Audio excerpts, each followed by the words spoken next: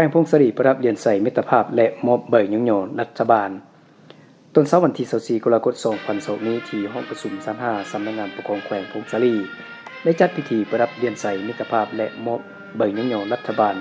ใบยงยอกระทรวงป้องกันประเทศสสเวียดนามให้แก่กลุ่มกองรวมหมู่และนิติบุคคลผู้ที่ประกอบส่วนเวียกงานซกคุดค้นและเคลื่อนย้ายอัฐิทหารอาสาสมัครและเชี่ยวชาญเวียดนามที่เสียสละชีวิตในปางสงครามอยู่แขวงพงศรีในปี 2013-2020 โดยการเป็นเกียรติเข้าร่วมเป็นประธานของทานสันติเกียวหยัดสารกรรมการประจำพรรคแขวง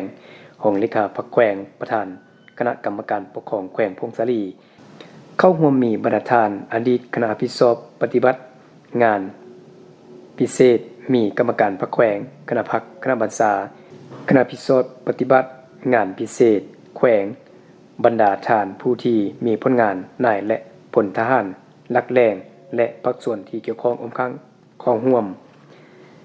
ในพิธีทานบุญเพลงพุทธกัญญาของหัวหน้าแผนกแรงงานและสวัสดิการสังคมแขวงพงศรีได้ผ่านบทรายงานย่อการจัดตั้งเคลื่อนไหวปฏิบัติหน้าที่เวียกงานขุดค้นของคณะพิศอบหน่วยปฏิบัติงานพิเศษขั้นแขวงในระยะในปี 2013-2020 ซึ่งสหายได้ให้รู้ว่าผ่านการจัดตั้งปฏิบัติแต่ปี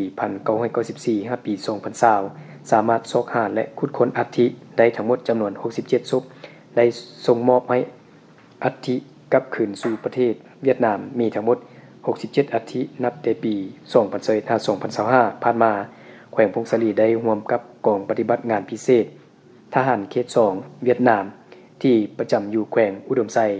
ซอกหาและขุดค้นได้3อัฐิอยู่เขตบ้านกงเกยเมืองขวาและได้เข้าร่วมพิธีมอบรับและจัดส่งอัฐิกลับคืนประเทศร่วมกับ6แขวงภาคเหนือลาวที่กองปฏิบัติงานพิเศษทหารเขต 2 สสเวียดนามประจำแขวงอุดมไซตามแผนการประจำปี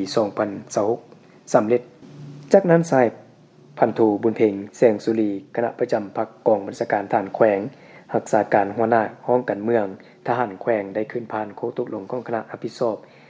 ปฏิบัติงานพิเศษรัฐบาลฉบับเลขที่05ทับกลคขปสนครหลวงเวียงจันทน์ลงวันที่2เดือนกันยายนปี2023มาด้วยการมอบวัตถุยงยอสสเวียดนามในนี้คณะปฏิบัติงานพิเศษรัฐบาลแห่งสปปลาวเห็นดีประดับเหรียญใส่มิตรภาพให้แก่หัวหน่วยกลุ่มกองรวมหมู่1กลุ่มกองและบุคคลจำนวน9ท่านประดับเหรียญกามิตรภาพให้แก่บุคคลจำนวน6ท่านมอบใบยงยอรัฐบาลสสเวียดนามให้กลุ่มกองรวมหมู่1กลุ่มกองมอบใบยงยอกระทรวงป้องกันประเทศสสเวียดนามให้แก่บุคคลจำนวน3ท่านให้เกียรติขึ้นประดับเหรียญใส่เหรียญกาและใบยงยอขั้นต่างๆโดยท่านสันติเกียวหยัดสารกรรมการประจำพรรคแขวงองค์เลขาพรรคแขวงประธานคณะกรรมการปกครองแขวงพงศรีและท่านพลจิตวาสเสียงเพลงบัวละวงศ์กรรมการพรรคแขวงเลขาคณะพรรค